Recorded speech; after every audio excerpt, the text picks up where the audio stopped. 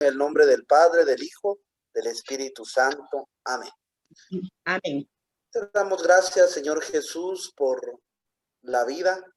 Te damos gracias porque a pesar de nuestras debilidades y de nuestros errores, tú sigues confiando en cada uno de nosotros. Hoy queremos pedir, Señor, la asistencia de tu Espíritu Santo para que nos ilumines en esta noche y podamos entender y comprender lo que tú nos quieras hablar. Anima, Señor, la vida de tantos hermanos nuestros que en estos momentos atraviesan problemas y dificultades y que posiblemente atraviesan este flagelo tan grande de la pandemia. Anímalos, dales fuerza, pero sobre todo dales también fe para poder sobresalir ante esta situación. Gloria al Padre, al Hijo y al Espíritu Santo, como era en el principio, ahora y siempre. Siempre, por los siglos de los siglos. Amén.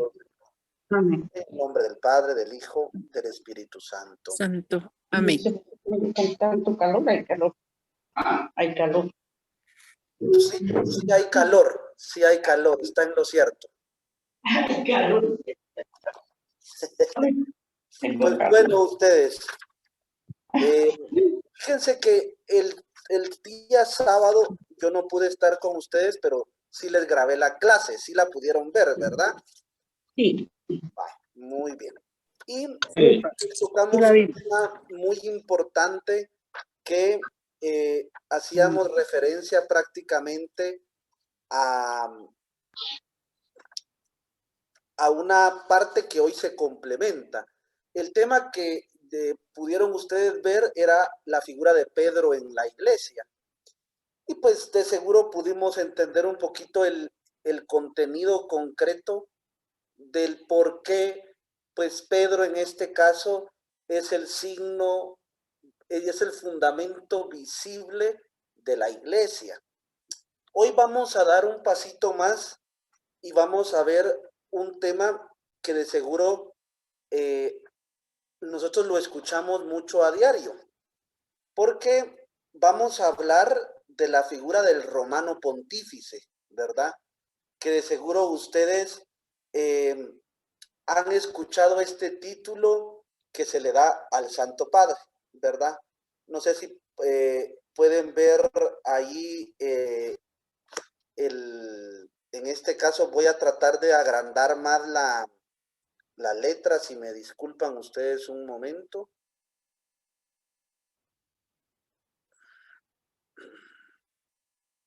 Muy bien. ¿Sí lo pueden ver ahora? Sí. Sí. Sí, padre. Sí. Bueno, Sí, padre. de seguro nosotros hemos escuchado este nombre, y no solo este nombre, hemos escuchado un sinfín de nombres o títulos que se le dan al Papa. Vamos a empezar hablando que es interesante la variedad de nombres con que se le ha conocido al primado de la iglesia. Ciertamente algunos hermanos empezaron a exagerar en la autoridad con el Papa con respecto a los títulos que en algún momento se le daban.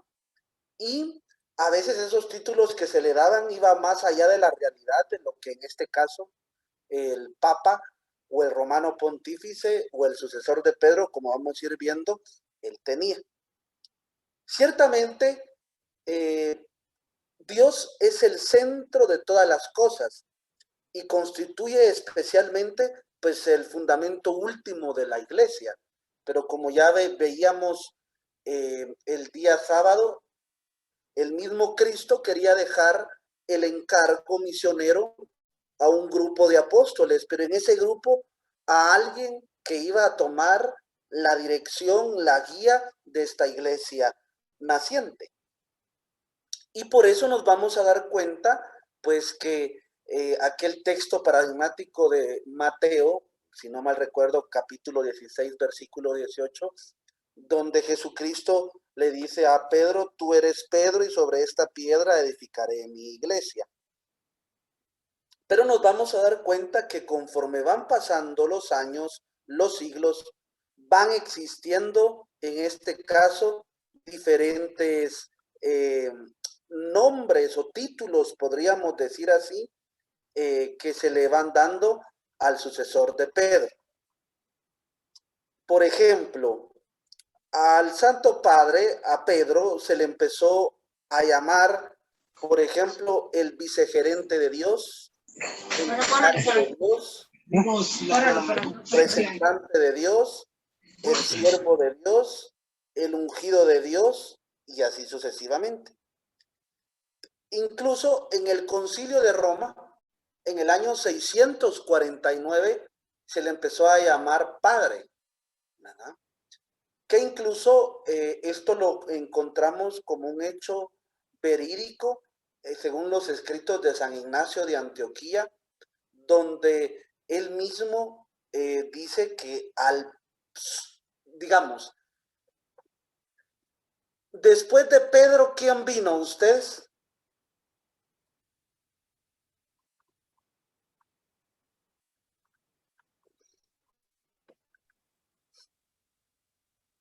Santiago, No, no. no, recordémonos que Santiago fue obispo de Jerusalén. San Clemente, padre. No, Tampoco. Lino. exacto, Lino, así es. Después de Pedro sigue Lino. Después de Lino, Cleto, Anacleto. exacto. Después de Cleto, Anacleto. Yo no sé la sucesión. vaya. Miren pues, esta es una tarea que hay que hacer, ¿verdad? Ustedes tienen, durante esta semana les pediría que se metan a ver los sucesores de Pedro, ¿verdad? Lino, Cleto, Clemente. Ustedes recuérdense Licle-cle, que es una fórmula muy fácil. Licle-cle, ¿verdad? Licle. San Ignacio de Antioquía, incluso ya a Lino, él en sus escritos decía que en este caso, pues ya se le llamaba padre, ¿verdad? Para dar a entender la paternidad espiritual que en este caso él tenía. Hay por ahí un micrófono abierto, les pediría por favor de apagarlo porque está interrumpiendo mucho. El mismo título se le dio incluso también al obispo de Alejandría, padre. Y recordémonos que este título de padre se empezó a tener también a todos los sacerdotes de la iglesia en Oriente y en Occidente, que es el título que nosotros pues en este caso tenemos, padres. Desde un aspecto cristológico nos vamos a referir al obispo de Roma como aquel que hace las veces de Jesucristo en esta iglesia y es quien lo representa ante los creyentes.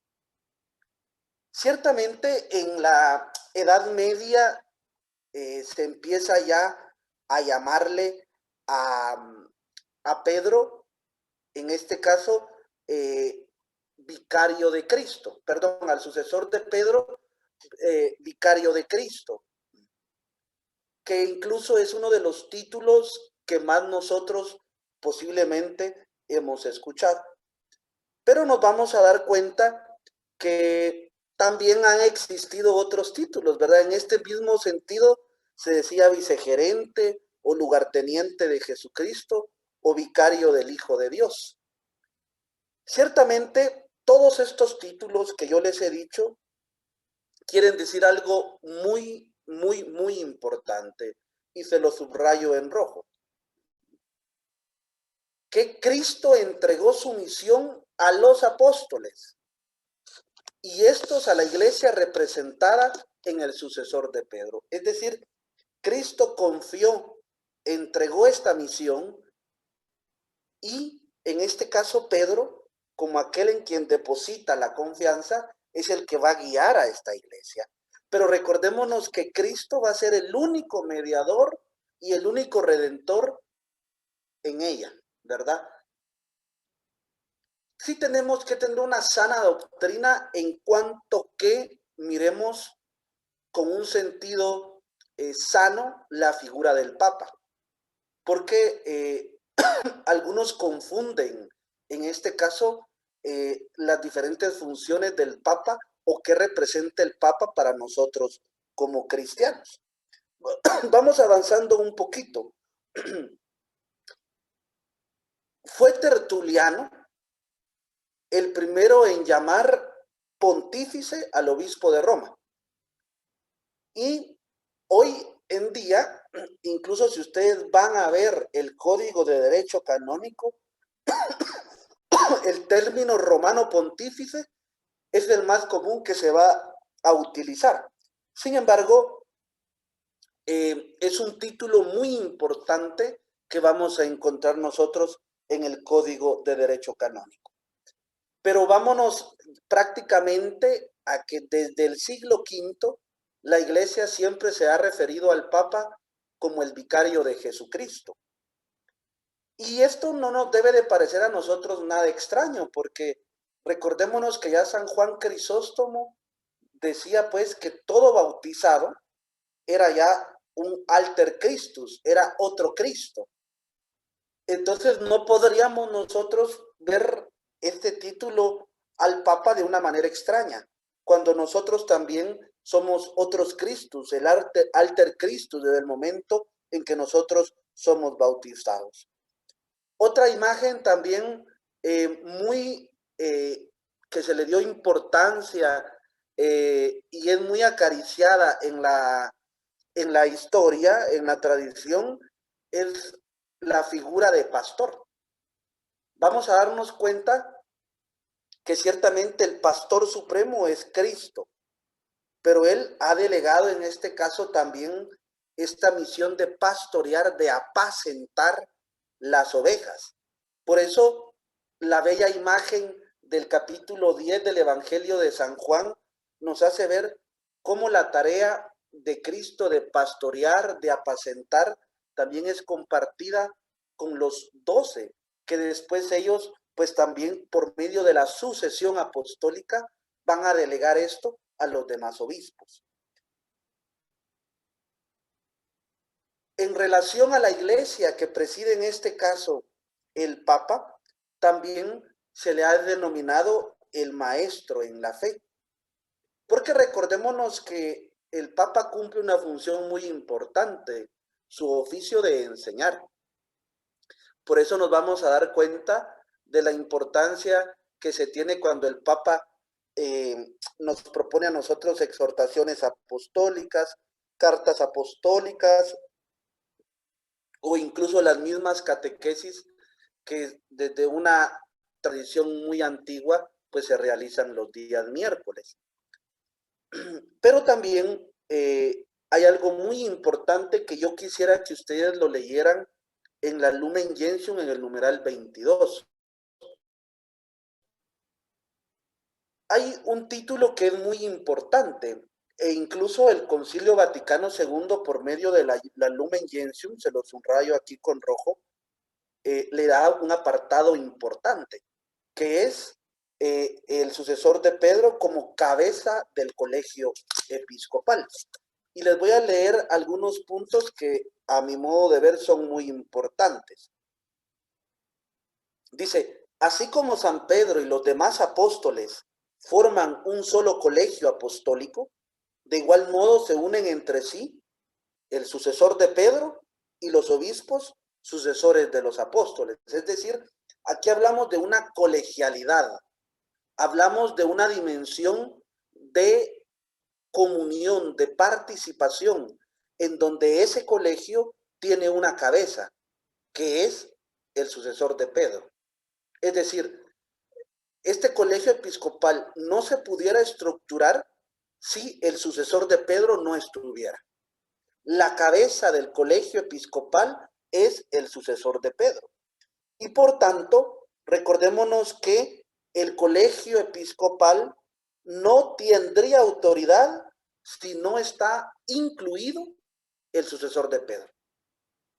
Es decir, imaginémonos que en algún momento los obispos del mundo se quisieran reunir, pero no está el sucesor de Pedro, ese colegio episcopal no tiene autoridad. Porque él es el signo visible de esa comunión. ¿Por qué él tiene esta autoridad? Porque esta autoridad la tiene en virtud del encargo que le ha hecho Cristo de ser su vicario y sobre todo de ser pastor. El hecho de ser pastor significa que tiene en toda la iglesia potestad plena, suprema y universal sobre la iglesia. Esto es muy importante, ¿no? Porque nos ayuda a entender que el Papa, por eso es que él puede entrar a cualquier iglesia, a cualquier parroquia, a cualquier diócesis sin estar pidiendo permiso. Por ejemplo, alguien me dice, padre, fíjese que yo quiero que usted celebre una misa de cumpleaños o de 9 días, o quiero que me case, por ejemplo, en la Merced, ¿verdad? Entonces yo, el padre Luis, me tiene que dar a mí una delegación parroquial, donde él me da la autorización para que yo celebre la misa. O cualquier acto litúrgico debo de contar con la autorización de él, porque esa es una jurisdicción parroquial diferente. Si alguien quisiera venir a celebrar una misa a la Escuela de Cristo, debe de tener una autorización propia, porque no es su jurisdicción parroquial. Pero en este caso, el sucesor de Pedro tiene esta potestad plena, suprema y universal sobre toda la iglesia. Es decir, él puede estar, como muy bien dice el dicho, él puede entrar como Pedro por su casa. Yo creo que ahí se aplica muy bien el dicho, porque no hay ninguna situación para que él pueda entonces poder entrar. Pero es muy importante entender esta dimensión de la colegialidad de la cabeza, en este caso, del colegio apostólico. Otro título que es un título muy entrañable y muy teológico es el de sucesor de Pedro, que yo me atrevería a decir que es de los títulos que más nosotros hemos escuchado. Cuando nosotros hablamos del que es sucesor de Pedro, estamos hablando de que es por esta misma razón que tiene una responsabilidad enorme y grande ante Dios, ante Cristo y ante la iglesia.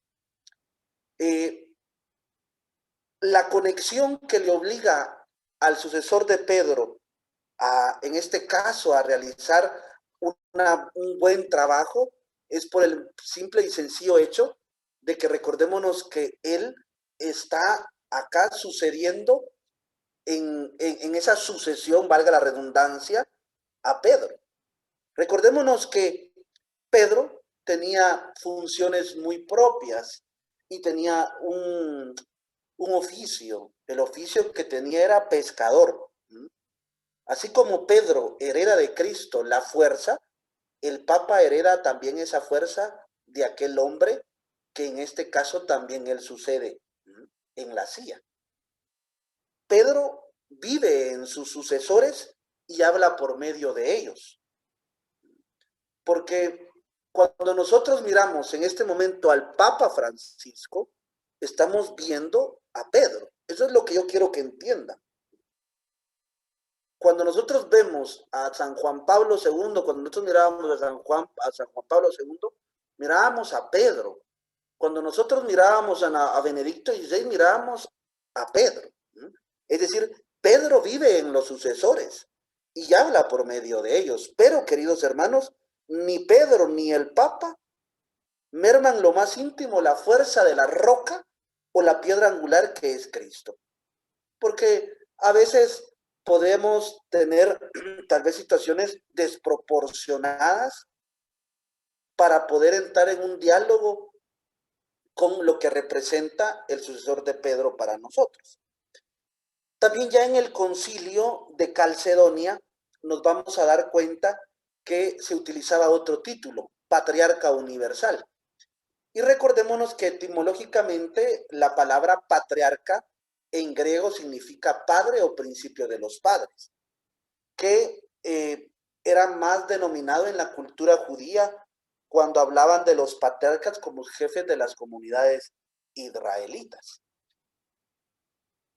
Al final, queridos hermanos, estos títulos que yo les he dicho no es una cuestión honorífica, sino que va en la medida en que estos títulos conllevan una enorme responsabilidad y una exigencia en el servicio, porque en este caso, pues requieren para aquel que es elegido como sucesor de Pedro una gran labor.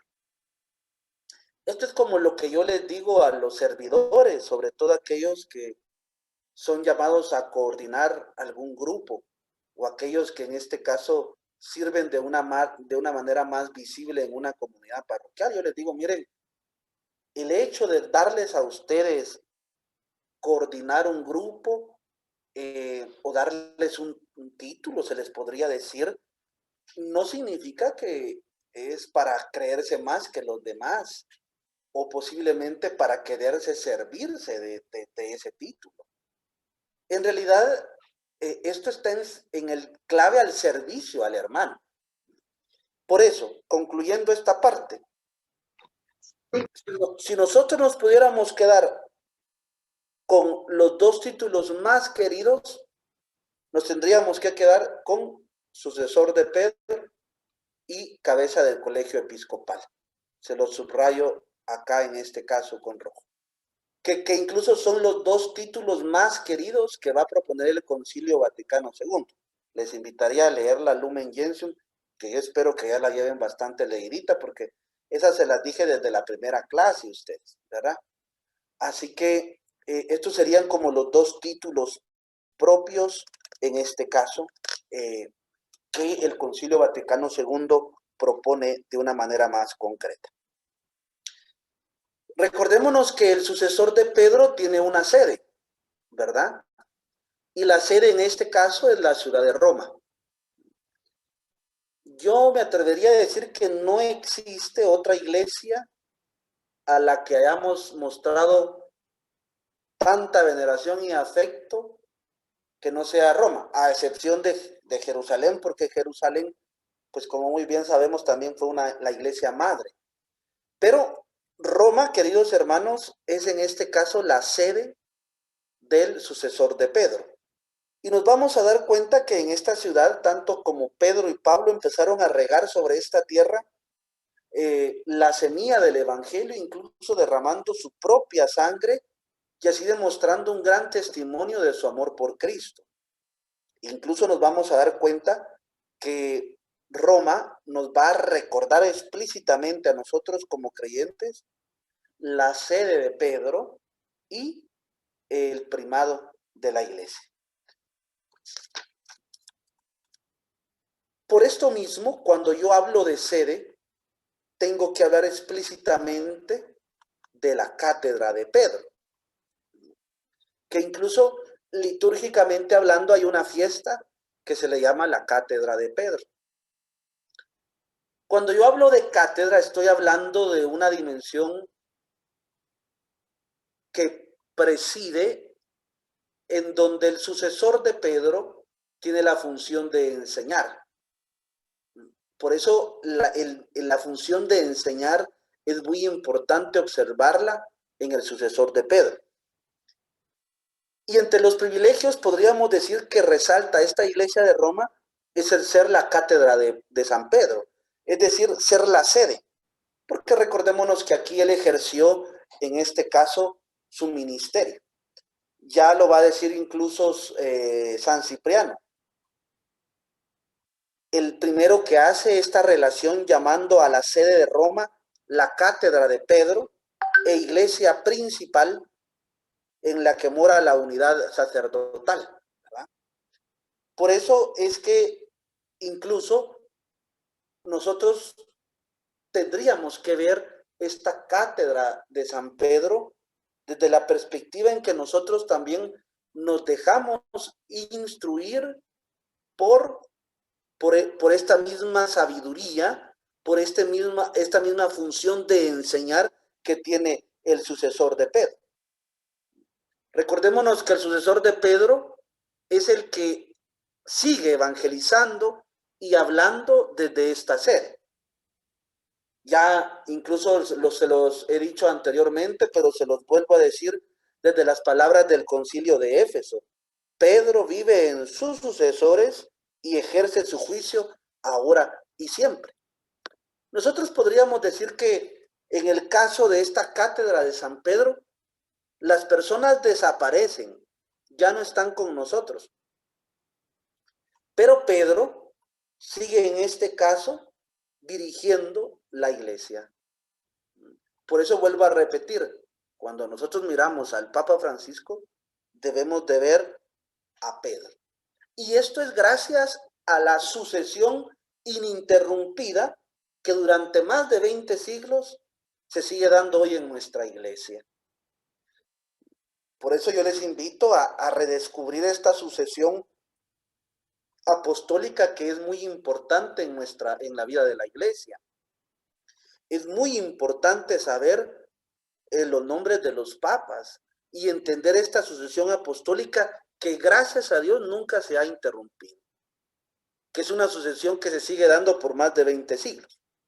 Pero cuando hablamos, queridos hermanos, de la cátedra, estamos diciendo que una misión muy importante del obispo de Roma es la función de enseñar. Incluso se ha denominado un término cuando el Papa habla desde la ex cátedra, que es muy importante entender esto. Es decir, la cátedra, la silla, la sede, es un hecho que pues ha demostrado mucha veneración y mucha importancia en la vida de tantos cristianos. Yo no sé si ustedes se dieron cuenta que el gobierno entregó la silla de Atanasio Sul. Y alguien decía, pues hombre, pero si es una silla, ¿verdad? Una silla ya vieja, ¿verdad? Pero el sentido y el valor de esa silla hace referencia a la memoria de nuestros pueblos y de la sabiduría que tanto han aportado para nuestra sociedad y para nuestro país. Pues algo así es también hablar de la cátedra, ¿verdad? Y por eso desde esa sede de Pedro, los papas tienen esta conciencia de hablar a toda la humanidad, a toda la ciudad y a todo el orden. Pero el sucesor de Pedro o el romano pontífice también tiene en este caso algunas características muy especiales. Fíjense que una de las características muy especiales que tiene el romano pontífice es de enseñar. Perdón ustedes, me hace falta esta parte. Muy bien. De las funciones del romano pontífice vienen después. Quisiera que miráramos antes el ministerio del romano pontífice. Yo les he dicho que el romano pontífice o el sucesor de Pedro es el signo visible de la unión de la iglesia. Cuando nosotros miramos al Papa, lo primero que pensamos es en comunión de la iglesia, algo que nos une, algo que nos atrae. Y la misión de Pedro no pudo deducirse de una manera mejor que cuando él mismo recibe ese encargo del mismo Cristo para hacer referencia a este ministerio que el mismo Cristo le confía. Pero este ministerio que el mismo Cristo le confía no debe de ser entendido desde una dimensión de la superioridad, ¿verdad? Sino que debe de ser entendido desde la dimensión del servicio. Por eso el evangelio de este domingo, en donde celebrábamos la fiesta del apóstol Santiago, hablaba del poder. Y hay gente que le gusta mucho el poder. Hay gente que es mandona, le gusta mandar, le gusta ordenar. Pero a este tipo de gente, cuando se le pone a servir, es una gente que en realidad no promueve el servicio en la comunidad. Pedro va a ejercer entonces esta misión. Y esta misión va a ser muy importante para la vida de la iglesia. Por eso, queridos hermanos, es muy importante entender que cuando hablamos del ministerio del romano pontífice, también hablamos en el sentido de que también en el ministerio del romano pontífice tiene una ayuda explícita, que es en este caso el colegio episcopal. Y fíjense que es muy importante entender esto porque la iglesia de Roma es la que preside y después existen las iglesias locales, que son donde están también los demás obispos. Por ejemplo, el Papa lo que es obispo de Roma, pero por mandato de Cristo también tiene el ministerio petrino, pastorea a toda la grey, pastorea a toda la comunidad. Y por eso, por ser el obispo de Roma, esa diócesis está en todo el mundo. Por eso tendríamos que entender lo que nos va a decir el Evangelio de San Juan en el capítulo 10, versículo 16, cuando nos dice: lo esencial en la iglesia es ser un solo rebaño bajo un solo pastor. Y la unidad de la iglesia universal depende de la unión con el sucesor de Pedro. Por eso nos vamos a encontrar cuando algunos no quieren reconocer la autoridad de Pedro. Y esto nos hace pensar entonces en más de alguien, ¿verdad?, que no reconoce la autoridad de Pedro y que por lo tanto lamentablemente pues rompe esa relación con él. Vamos ahora a ver las funciones eclesiales del Papa. Uno de los elementos fundamentales que tiene el Papa es la función de proclamar el Evangelio a todos los hombres. Proclamando el Evangelio se hace dirigiendo a toda la comunidad eclesial y procura en este caso la santificación de todos los creyentes. Todas las facultades del Papa están ordenadas al bien de los hombres. Y aquí les invitaría a leer la Lumen Gentium en el numeral 23. El primado es el fundamento de la unidad de fe y de comunión. Ya la Lumen Gentium nos lo ha dicho en el numeral 23. El romano pontífice, como sucesor de Pedro, es el fundamento perpetuo y visible de unidad, así de los obispos como de la multitud de los fieles. Y por eso, queridos hermanos, esta función que tiene el Papa es una función muy importante, porque cuando el Papa enseña, también lo hace desde lo que ha dicho el Concilio Vaticano I, la infalibilidad, que cuando nosotros vamos al diccionario, nos vamos a dar cuenta, parafraseando y asemejándolo a la infalibilidad que tiene el Papa, significa que el Papa, cuando habla desde la cátedra, en materia de doctrina, no se puede equivocar. Esto es muy importante entenderlo y nosotros lo creemos y lo aceptamos de esta manera.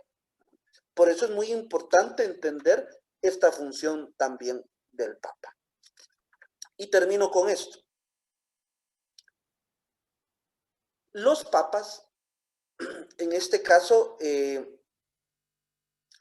ellos no solo ejercen una dimensión espiritual en la vida de la iglesia, sino que también recordémonos que el romano pontífice también ostenta la soberanía en un Estado Vaticano y en sus mismas dependencias como Roma, como Castel Gandolfo y las mismas nunciaturas extendidas por todo el mundo.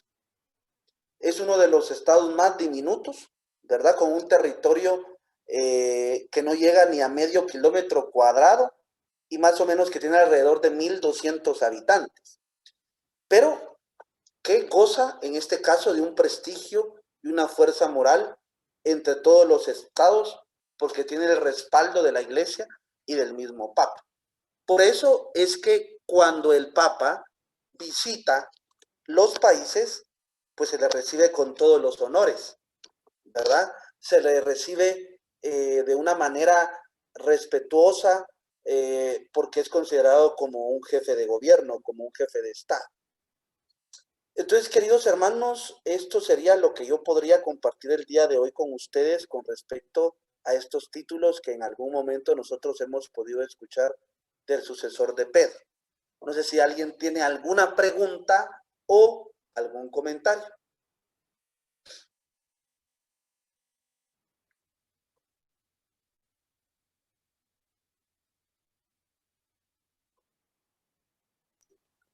Padre, buenas noches. Buenas noches. Yo le tengo una preguntita. ¿Cómo es que escogen las edades de los papas? O sea, ¿por qué son tan grandes cuando los escogen? Bueno, le voy a responder, Lorena. Mire, en realidad, una edad exacta no hay.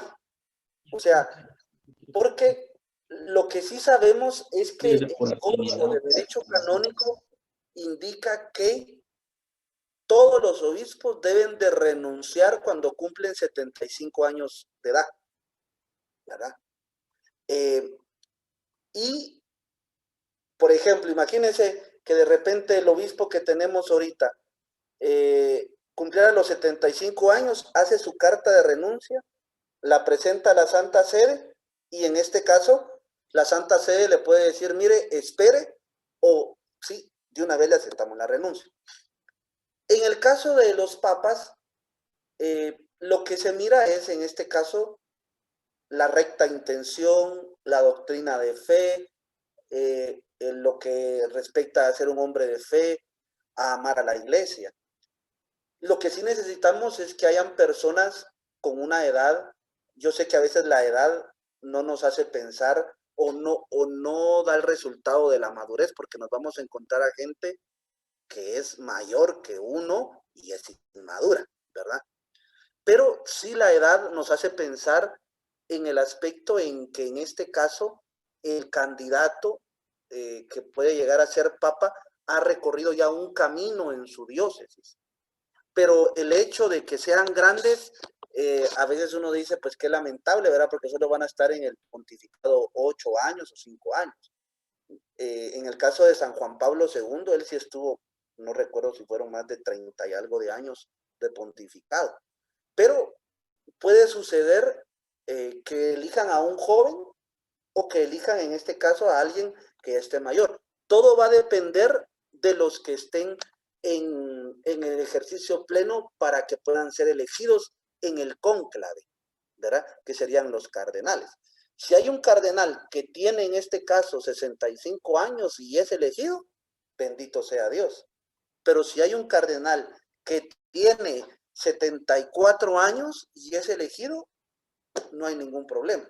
Nos vamos a encontrar, por ejemplo, con casos, creo que el Papa cuando fue elegido, si no mal recuerdo, tenía como 78 años, 77 años. Pero era el que el Espíritu Santo sopló en este caso para que pueda ser elegido. Pero las edades van y vienen, Lorena. No podemos decir, este cardenal tiene 50 años o 60 años o lo vamos a elegir. Padre, buenas Gracias, noches. Padre, por la aclaración. Bueno, adelante, Lucrecia. Una pregunta. Para los que son como, digamos, ¿cómo se podría decir esto? O sea, los que van como para ser elegidos como papas, ¿son de ahí mismo de Roma o son de diferentes países? No, los que van en primer lugar, en el cónclave solo participan los cardenales. Y los cardenales hay de diversas partes del mundo. Por ejemplo, nosotros tenemos un cardenal, Monseñor Ramazzini. Si ahorita ocurriera un cónclave, Monseñor Ramazzini tendría que ir al cónclave, a la elección del Papa, ¿sí? Pero participan de todo el mundo, Lucrecia, no solo de Roma. Ah, bueno, gracias. Bueno, Padre, buenas noches, hermanos. buenas noches. Ahora que mencionó usted la palabra cónclave, entiendo que significa con llave o algo a puerta cerrada, para que nos pudiera ampliar un poquito ese término, por favor. Cónclave en su etimología más estricta significa bajo llave, ¿verdad? Quiere decir que en el momento hay una palabra latina que la dice aquel que tiene a bien a presidir la celebración, donde dice fuera todos. Y en ese momento, cuando dice fuera todos, salen todos los que no sean cardenales y se quedan ahí en esa capilla, en la capilla Sixtina, solo se quedan los cardenales, aquellos que van a votar para poder elegir al sucesor de Pedro. Por eso se dice bajo llave, porque los cardenales salen después de diferentes votaciones, pueden salir de ahí, ¿verdad? Y ellos están ahí y no pueden tener contacto con el mundo exterior. Por eso se llama cónclave, están bajo llave, digamos así, porque están ahí inmersos haciendo un discernimiento pleno con la luz del Espíritu Santo para poder elegir al sucesor de Pedro. Muchas gracias, Padre. Bueno, Flori.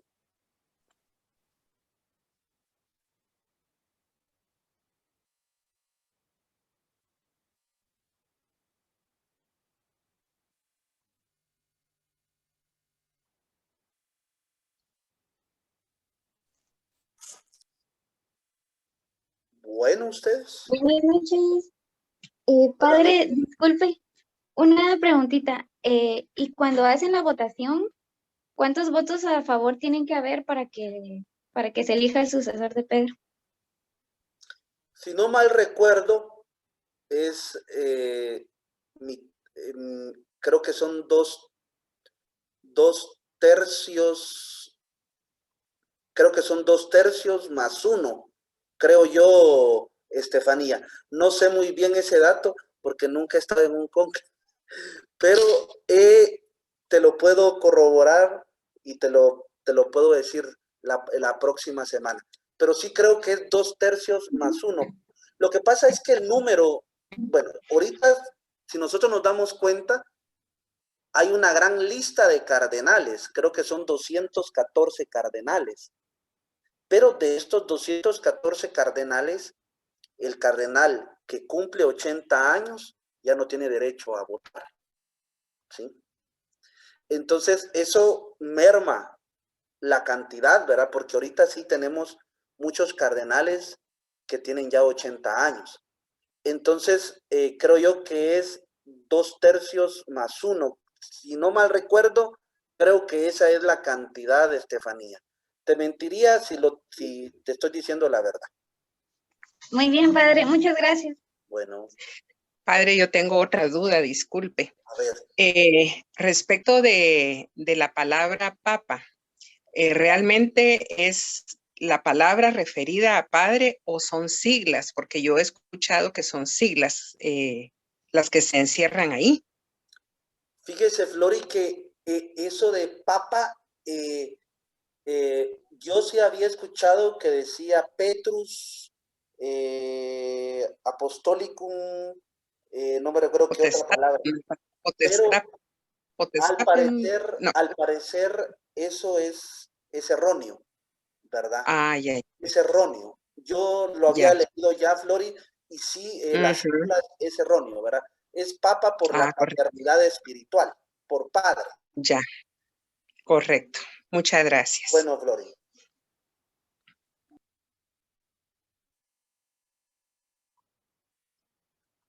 Vamos a ver, por aquí hay una pregunta. Padre, buenas noches. Tengo una duda. ¿Existe algún motivo por el cual se le pueda negar a un cardenal participar en el cónclave? Pues, bueno, pueden haber de negarle su participación, por ejemplo, si es tal vez alguien que ya está muy grande y no tiene un raciocinio, o que ya no se pueda movilizar, eso podría ser en este caso una negación, pero viene más por su estado de salud. Pero todos pueden ir a votar, ¿verdad? Participar del cónclave. O podrá haber alguna restricción propia del colegio cardenalicio, porque recordémonos que cuando el sucesor de Pedro ya no está y hay que elegirlo, pues quien toma la dirección es el colegio cardenalicio. Y pues en este caso, en el colegio cardenalicio existe un decano. Yo me recuerdo que en el tiempo de San Juan Pablo II, cuando él murió, el decano del colegio cardenalicio era Joseph Ratzinger, ¿verdad? Que incluso si ustedes se recuerdan, él fue quien presidió la Eucaristía del funeral de San Juan Pablo II. Pero en este caso, Julio, algunos elementos propios para reconsiderar la no participación de un cardenal tendrían que ser dadas propiamente en este caso, por el colegio cardenalicio, alguna falta que tal vez algún cardenal pudiera tener, pero sí se puede dar. ¿Qué se toma en cuenta para promover a un grado mayor los sacerdotes, ejemplo de padre a obispo, de obispo a cardenal? Bueno, en primer lugar, ahí sí ya entra el tema de la edad. Si no mal recuerdo, el derecho canónico creo que propone que para ser mi obispo tiene que tener entre 40 y 45 años. Segundo, tiene que tener por lo menos algún estudio superior. Recordémonos que en la vida de la iglesia existen estudios superiores en donde mandan a sacerdotes a especializarse a Roma, a España, que son los lugares como más centrales, a Jerusalén, que son como las mejores universidades para ir a estudiar y especializarse en un tema. El derecho propone que por lo menos tenga alguna licenciatura propia de alguna universidad pontificia, pero eso lo propone el derecho, pero nos vamos a dar cuenta que algunos obispos no tienen esto. Pero después se pide recta intención, un hombre de fe, de oración, un hombre que ame a la iglesia, un hombre comprometido con el servicio al evangelio, ¿verdad? Eso es algo que propone en este caso el Código de Derecho Canónico.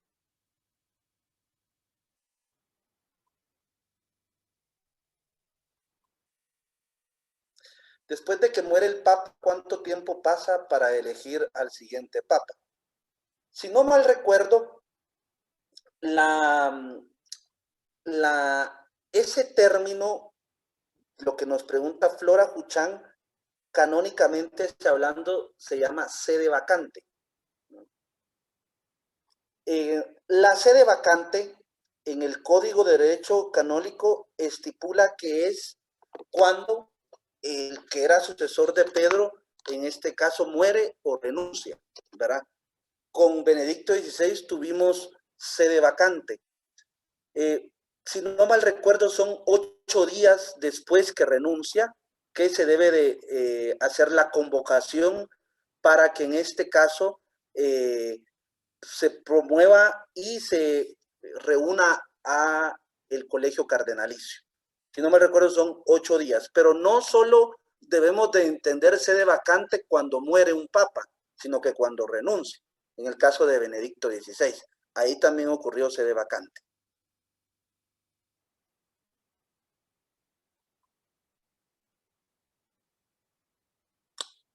Bueno, ustedes, si ya no hay más que agregar. Bueno, dice, padre, buenas noches. En el caso actual que tenemos 2 papas, en caso de emergencia, el Papa Benedicto puede volver. Yo me atrevería a decir que no, porque ya está muy grande. El Papa Benedicto XVI ya tiene una salud bastante deteriorada y ya no podría volver porque él opta, el derecho propone el título de Papa emérito, es decir, que él en este caso está ya como jubilado, pero ya no podría volver, ¿verdad? Ya está muy grande, él mismo renunció porque ya no podía llevar el ministerio petrino y la carga por su estado de salud. Y pues en este caso ya no podría volver. Pues en este caso, si muriera el Papa Francisco, pues se tendría que convocar a otro cónclave, pero ya Benedicto XVI ya no podría regresar. Él quedaría siempre como Papa emérito. ¿Qué tan cercano está todo el proceso del cónclave de la película Ángeles y Demonios con la realidad? Uy, Marilyn, Elizabeth. Pues bueno, yo de la película casi ya no me recuerdo tú. Pero obviamente es una película, ¿verdad? Carece de veracidad. Y recordémonos que estas películas dadas por Dan Brown, creo yo que quieren hacer una especulación bastante, me atrevería a decir, un poco sesgada, porque también creo yo que él, Dan Brown, hizo otra película antes que esta de Ángeles y Demonios, donde hablaba del Santo Grial y que una conexión con María Magdalena de parte de Jesús, que creo yo que es algo que no lo miramos bien nosotros como católicos. Pero sí te digo que esta película carece de veracidad. Pues ellos tienen alguna idea, ¿verdad?, de lo que nosotros mismos miramos en la televisión, pero creo yo que carece de veracidad y es muy sesgada la película, ¿verdad?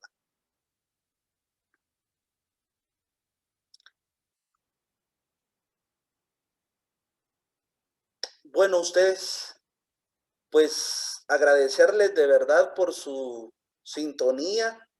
Ya el otro sábado vamos a terminar la formación, ¿verdad? Este cursito que hemos venido dando de eclesiología. Les quiero invitar de una vez para que se apunten, porque el otro cursito va a estar bueno. El otro cursito va a ser de antropología teológica. Va a estar muy bueno, ¿verdad? Lo va a dar un laico que se ha especializado bastante en esto. Yo les invitaría a profundizar también en esto.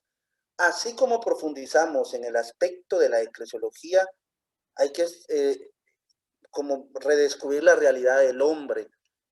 Y yo creo que este laico nos va a ayudar bastante para hacerlo. Después que termine antropología teológica, va a venir un curso sobre catequesis que lo va a dar un sacerdote muy bueno también. Así que yo les invitaría a que no se despeguen de este canal, ¿verdad? De Zoom, ¿verdad? A la misma hora y por el mismo canal, como decían antes, ¿verdad? Para que ustedes lo tomen en cuenta, ¿verdad? Así que yo les agradezco de verdad su sintonía. El otro sábado vamos a terminar haciendo alocución a un tema muy importante, hablando un poquito de la evangelización y de la misión que en este caso pues tenemos que hacer nosotros como iglesia, ¿verdad? Así que yo les agradezco mucho por haberse conectado el día de hoy y espero pues que esto que podemos transmitir de una manera muy sencilla y humilde pues les sirva también a ustedes para su fe, que eso es lo que queremos nosotros como pastores de la iglesia, ¿verdad? Enriquecer más la fe, enriquecer más también la doctrina, enriquecer más también el conocimiento en la fe y, ¿verdad? Mucha alegría que estas 60 personas que siguen perseverando, pues que el Señor me las bendiga y que sientan esa hambre de formarse, ¿verdad? Yo sí les digo, nosotros como párrocos agradecemos profundamente cuando los laicos aprovechan los espacios de formación. Yo por lo menos, yo agradezco mucho a mis feligreses acá, porque no hay mejor cosa que tener laicos formados. Y yo de verdad les digo que es como la misión que uno tiene como pastor, la misión de enseñar, que es muy importante y que sabemos que no hablamos a piedras, ¿verdad? Sino que les hablamos a ustedes, que esperamos en Dios que esto esté también llegando a sus corazones, ¿verdad? Así que les agradezco mucho de verdad la atención que han prestado y vamos a terminar entonces con nuestra oración final. Vamos a pedir de favor, en este caso, a Vamos a ver ustedes. A don Ricardo López que nos haga la oración final.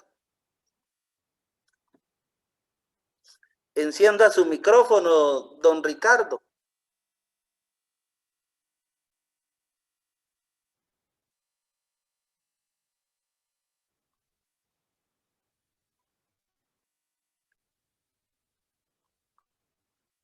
Busque a ella, a la nieta, don Ricardo, para que se lo encienda.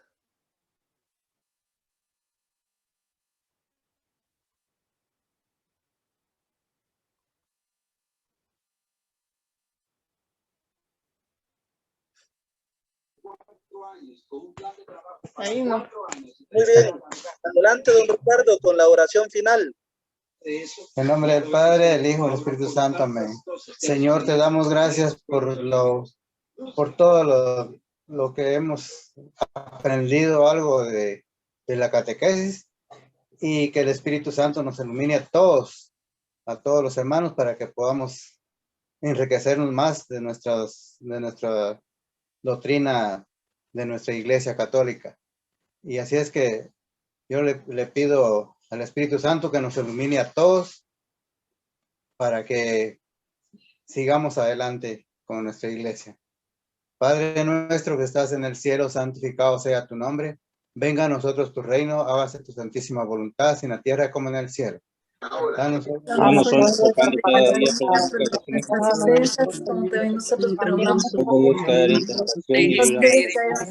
líbranos del mal. Amén. Del mal. Amén. Dios te salve María, llena eres de gracia, el Señor está contigo, bendita tú eres entre todas las mujeres y bendito es el fruto de tu vientre, Jesús. Santa María, Madre de Dios, ruega al Señor por nosotros los pecadores, ahora y en la hora de nuestra muerte. Amén.